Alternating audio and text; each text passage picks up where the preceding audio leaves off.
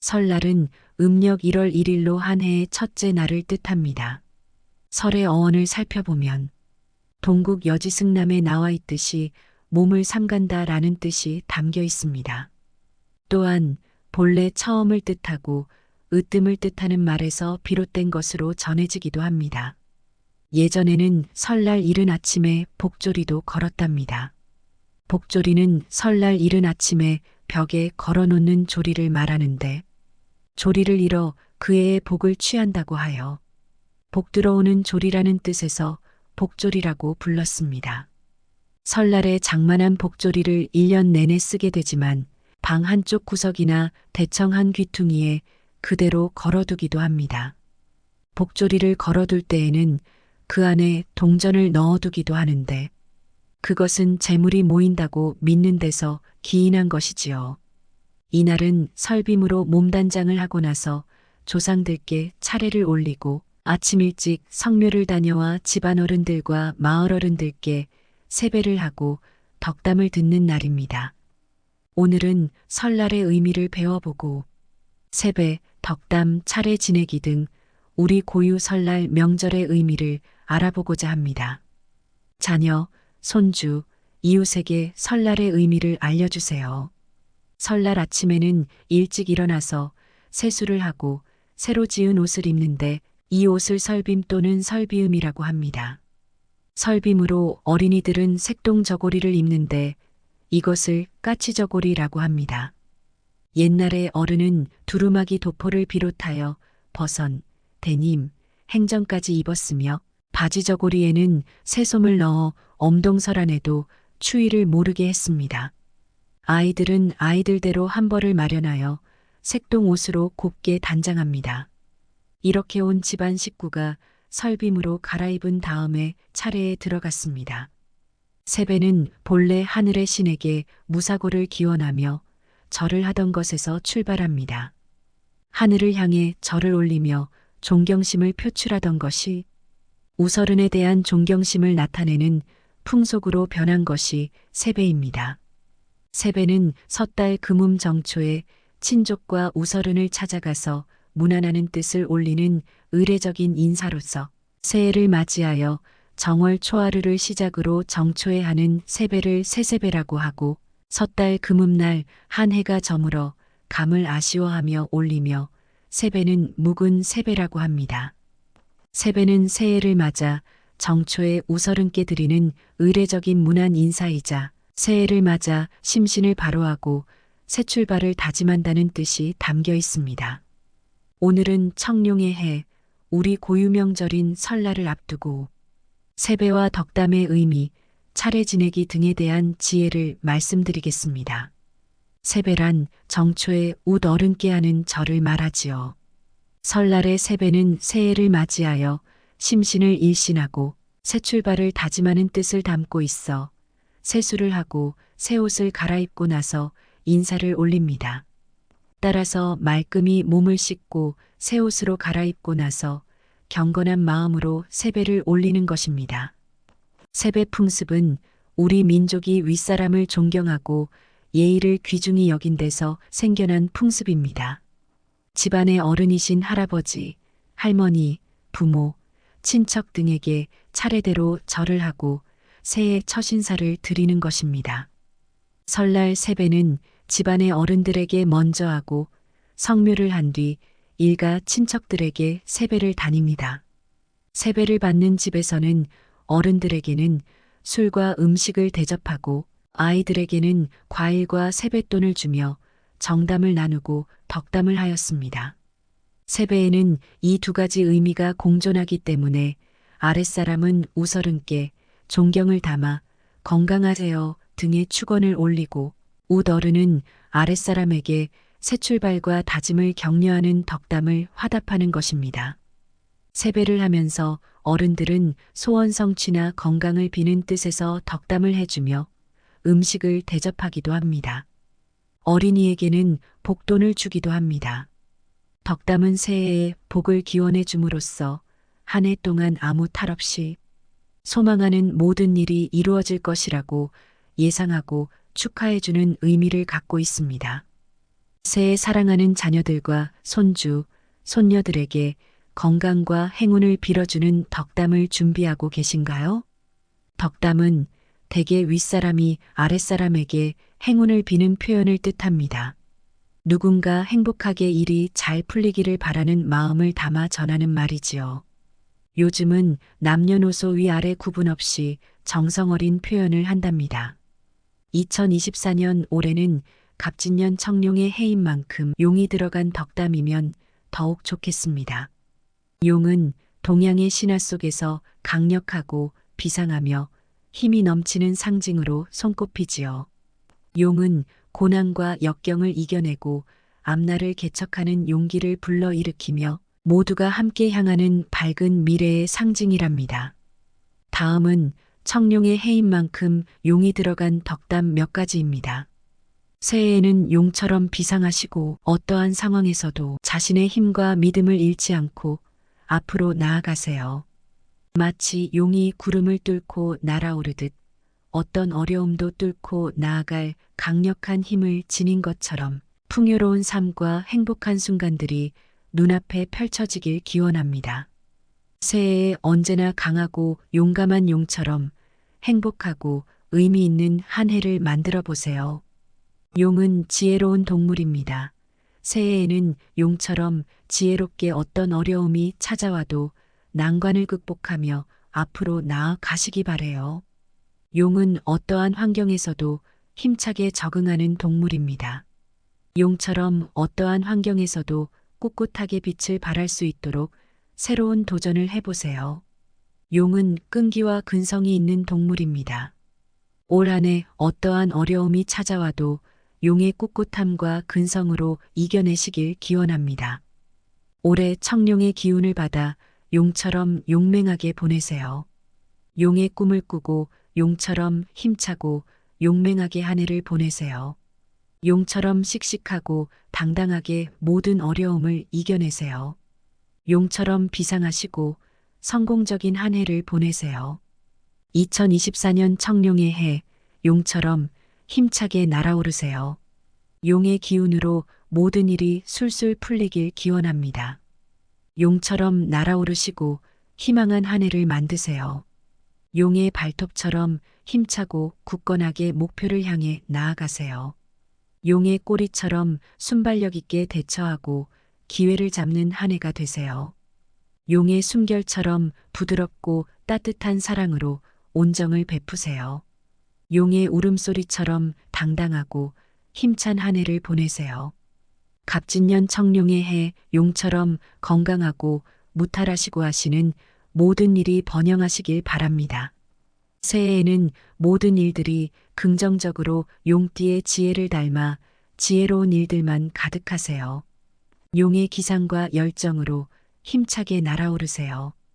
용의 날개처럼 비상을 펼치고 어떠한 어려움도 이겨내길 기원합니다. 이상으로 용이 들어간 훈훈한 덕담 몇 가지 말씀드렸습니다. 참고하셔서 활용하시면 좋을 것 같습니다. 전통적인 명절인 설날은 가족과 친지들이 모여 한자리에 함께하는 특별한 날입니다. 설날은 특히 어린 아이들에게 기쁨과 희망을 주는데 그 중요한 부분 중 하나가 바로 세뱃돈입니다. 다음은 설날 세뱃돈의 의미와 유래에 대해 말씀드릴게요. 올해는 아이에게 세배와 세뱃돈의 의미를 알려주세요. 세뱃돈의 역사는 시간이 흐름에 따라 변화하였습니다. 1960년대 중반까지는 돈보다는 떡이나 과일 같은 음식을 세뱃돈으로 주곤 했습니다. 그러나 1960년대 중반부터는 돈을 주는 관행이 시작되었습니다. 이때는 주로 1원짜리 동전이나 5원, 10원짜리 지폐가 사용되었습니다. 화폐 개혁 이후에는 1영원짜리 지폐를 세뱃돈으로 주는 경우가 많아졌다고 해요. 세뱃돈의 유래에는 여러 가지 설이 있습니다. 세뱃돈은 결혼을 하지 않은 자녀에게 붉은색 봉투에 약간의 돈을 많이 벌라는 의미로 주던 풍습에서 시작됐다고 합니다. 과거 우리나라에서는 세뱃돈을 주기보다는 과일이나 떡을 싸주었는데 점점 시간이 지나면서 세뱃돈으로 바뀌었다고 합니다. 세뱃돈의 의미에는 호주머니에 1년 내내 돈이 떨어지지 말라는 뜻으로 세뱃돈을 돈의 씨앗이라고 생각하고 1년 동안 많이 불리라는 의미도 전해진다고 합니다. 세뱃돈은 악기와 불운을 물리친다는 의미를 가지고 있었던 것으로 알려져 있습니다. 또한 조선 말기에는 세배 후 과일이나 떡을 주던 문화에서 돈을 주는 문화로 변화한 사례도 있습니다. 세뱃돈의 적정 금액은 경제적 상황, 지역, 문화 등에 따라 다를 수 있습니다. 따라서 가족 간의 관습과 협의를 통해 적절한 세뱃돈 금액을 결정하는 것이 중요합니다. 세뱃돈은 그 자체로 풍요와 행복을 상징하는 중요한 명절 문화입니다. 이를 통해 가족과 친지들 간의 유대감을 높이고 희망과 축복을 나누는 소중한 순간이 됩니다. 설날이 다가올 때마다 세뱃돈의 의미와 변화에 대해 생각해 보며 가족과 함께 특별한 시간을 보내는 것이 어떨까요? 다음은 세배하는 법을 자세히 알려드릴게요. 먼저 남자가 세배하는 법입니다.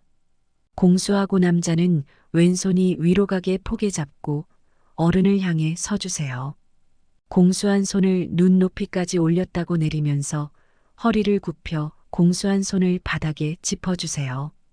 왼쪽 무릎을 먼저 꿇고 오른쪽 무릎을 꿇어 엉덩이를 깊이 내려앉아 주세요. 팔꿈치를 바닥에 붙이며 이마를 공수한 손등 가까이에 대주세요. 이때 엉덩이가 들리면 안 된답니다. 잠시 머물러 있다가 머리를 들어 팔꿈치를 펴고 오른쪽 무릎을 세워 공수한 손을 바닥에서 떼어 오른쪽 무릎 위를 짚고 일어나 주세요. 공수한 손을 눈 높이까지 올렸다가 내린 후 목례를 해주세요. 다음은 여자가 세배하는 법입니다. 공수한 소녀자는 오른쪽이 위로 가게 포개 잡고를 들어 어깨 높이만큼 올리고 시선을 손등을 봐주세요. 왼쪽 무릎을 먼저 꿇고 오른쪽 무품을 가지런히 꿇은 후 엉덩이를 깊이 내려앉아 주세요. 윗몸을 45도 앞으로 굽힌 후 잠시 머물러 있다가 윗몸을 일으켜 주세요. 오른쪽 무릎을 먼저 세우고 일어나 두 발을 모은 후 올렸던 두 손을 내려 공수한 후 가볍게 목례를 해주세요. 다음은 차례 제사 지내기에 대해 말씀드리고자 합니다. 차례는 윗사람을 존경하던 풍습의 연장으로서 집안과 자손의 번영이 조상을 어떻게 위하는가에 따라 좌우된다고 생각한 조상 숭배관념에서 나온 행사와 동시에 돌아간 조상들을 잊지 않고 새해를 맞으면서 세배를 드리는 형식의 제사라고 할 수 있습니다. 차례를 지내는 제사에는 몇 가지 음식과 함께 반드시 떡국을 올려서 예로부터 설날 차례를 떡국 차례라고도 했습니다. 사실 명절에 지내는 것을 제사로 많이 알고 계시는데 제사는 고인의 기일에 하는 것이고 명절에 지내는 것을 차례라고 합니다. 제사는 돌아가신 분 일인을 모시고 차례는 집안의 모든 조상들을 모시는 것이라고 생각하면 쉽습니다. 제사는 조상님을 추모하여 지내는 기제사와 명절 제사가 있지요. 기제사와 차례의 차이점은 다음과 같습니다. 기제사는 조상이 돌아가신 밤에 지내고 차례는 낮에 지냅니다. 기제사는 그날 돌아가신 조상과 배우자에게만 지내고 차례는 자기가 기제를 받드는 모든 조상에게 지냅니다. 기제사는 술을 3번 올리지만 설날 차례는 1번만 올립니다. 기제사는 충문을 올리지만 차례는 읽지 않습니다. 기제사는 촛불을 켜지만 차례는 켜지 않습니다. 기제사는 한문을 하지만 차례는 하지 않습니다. 하지만 제사상 차리는 방법이나 차례상 차리는 방법 자체는 동일합니다. 현대에는 핵가족이 많기 때문에 제사상 상차림 간소화를 많이 합니다. 제사를 지내고 나서 제사 음식을 먹을 사람이 적기 때문이죠. 또한 제수제사 음식는 지방이나 가정마다 원칙이 다르기 때문에 어떤 것이 정답이라고 할 수는 없습니다. 다음은 일반적인 차례 제사상 차리는 방법입니다. 일열에는 밥, 국, 떡을 놓습니다. 2열에는 산적, 전을 놓습니다. 3열에는 탕을 놓습니다. 4열에는 김치, 나물, 포를 놓습니다. 5열에는 과일, 과자를 놓습니다. 제사상 음식은 항상 홀수로 준비해야 한다고 합니다. 따라서 제사상 탕국 3가지를 준비하기 어렵다면 한 개만 올려도 무방합니다. 참고로 제사상 과일 윗부분 깎는 이유는 불교에서 유래한 촉식으로 조상님들께서 눈으로 음식을 감상하고 맛보시라는 배려라고 합니다. 이번에는 상차림 방향에 대해 알아볼까요? 제사상의 방향은 신이가 있는 쪽이 북쪽, 제주가 있는 쪽이 남쪽이어야 합니다. 신이의 입장에서 오른쪽이 동쪽, 왼쪽이 서쪽이어야 합니다. 제사상 차림표의 집기와 음식들의 방향은 다음과 같습니다. 1. 반석행동. 우리가 밥을 먹을 때는 밥을 좌측에 놓고 국을 우측에 놓는데요. 반대로 제사상에는 밥을 서쪽에 두고 국을 동쪽에 두어야 합니다. 즉 조상님이 오셔서 상을 바라봤을 때 밥이 우측에 오고 국이 좌측에 오게 되는 것이지요. 2. 시접거 중. 숟가락과 젓가락을 담은 그릇은 상의 북쪽 중하에 있는 신이의 바로 앞에 두어야 합니다. 3. 조유리식. 좌측부터 대추, 밤, 곶감, 배, 사과 순으로 놓게 되며 기타 과일은 순서와 상관없이 놓습니다. 4. 생동숙서. 생음식은 동쪽에, 익힌 것은 서쪽에 놓습니다. 5. 배복방향. 닭이나 생선포를 놓을 때는 등이 하늘을 향하도록 두어야 한다는 내용입니다. 6. 두동미서. 생선의 머리는 동쪽으로 향하고 꼬리는 서쪽으로, 생선의 배 부분은 지방 쪽으로 둡니다. 7. 홍동백서. 붉은색은 동쪽으로 향하고 흰색은 서쪽으로 향하게 둡니다. 8. 어동육서. 어물 재료는 동쪽으로 향하고 육고기와 같은 재료는 서쪽으로 향합니다. 9. 좌포우해. 포음식은 왼쪽으로 해는 우측입니다. 10. 좌면우병. 2열 좌측에 국수를 놓고 우측에 떡을 놓습니다. 11. 건좌스부. 마른 것은 왼쪽에 놓고 젖은 것은 오른쪽에 놓습니다. 다음은 차례상을 준비할 때 반드시 주의해야 할 음식들을 알려드릴게요. 1. 치로 끝나는 음식. 멸치, 꽁치처럼 치로 끝나는 생선은 하급 어종으로 분류되어 제사상에 올리는 것은 조상님에 대한 예의가 아니라고 합니다. 고급 생선으로 분류되는 것은 기로 끝나는 생선이라고 하니 참고하시기 바랍니다. 2. 복숭아, 마늘, 고춧가루. 이건 제사상 차리시는 분들 대부분이 알고 계신 사항인데요. 복숭아는 귀신을 쫓아내는 과일이라 혼이 오지 못하게 한다 하여 제사상에 올리지 않습니다. 마늘과 고춧가루 역시 같은 이유로 제사 음식에 사용하지 않습니다. 3. 짝수 음식. 홀수가 길한 숫자로 여겨 제사상에 올리는 음식은 짝수로 올리지 않는다고 합니다. 단 10은 3과 7이 합쳐진 것이라 올려도 된다고 합니다. 4. 비늘 없는 생선. 비늘 없는 생선은 부정하다고 여겼다고 합니다. 다음은 차례 지내는 순서에 대해 말씀드리겠습니다.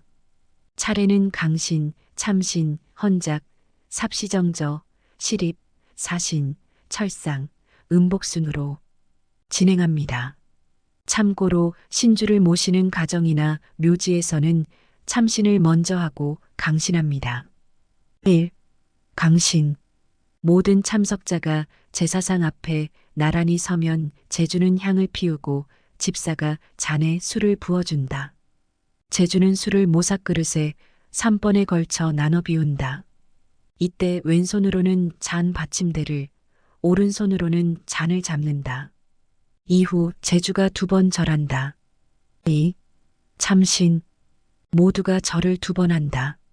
3. 헌작. 제주가 조상에게 술을 올린다. 기제사와 달리 상 위에 올린 잔에 바로 술을 따르는 것이 일반적이다. 4.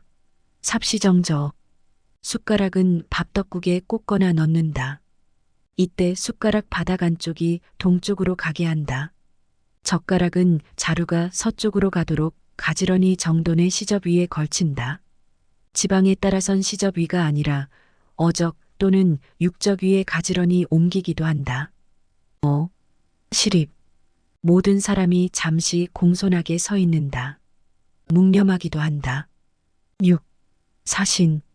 수저를 거둔다. 7. 철상, 음복. 상을 치우고 음식을 나누어 먹는다. 제사상 상차림이 간소화되었다지만 평소 요리를 잘하지 않는 요즘 사람에게는 참 어렵고 절차도 복잡합니다. 살아계신 부모님께도 효를 다했던 조상님들이라 그런지 정말 하나하나 다 정성스럽다는 생각도 듭니다. 하지만 제사상 차리기가 어렵다면 간소한 제사상으로 하거나 제사 음식 주문을 하는 것도 나쁘지 않다고 생각합니다.